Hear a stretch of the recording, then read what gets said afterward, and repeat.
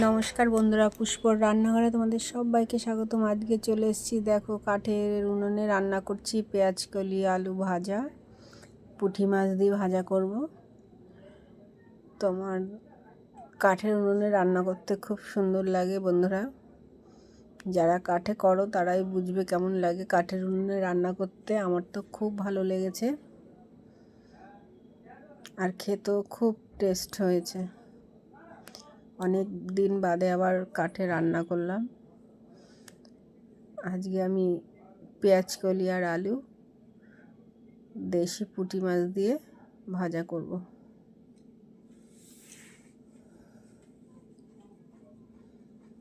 শীতের সময় রোদে বসে কাঠের জালে কাঠের উনুনে রান্না করতে সত্যি খুব ভালো লাগে।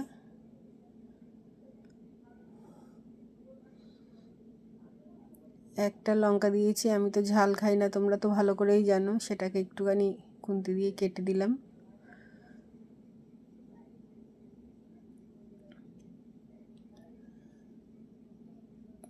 চলো, প্রায় ভাজা হয়ে গেছে। উনুনে আগুনটা জ্বলছে কত সুন্দর। আমার উনুনটা কেমন হয়েছে সেটাও কিন্তু তোমরা কমেন্ট করে জানিও।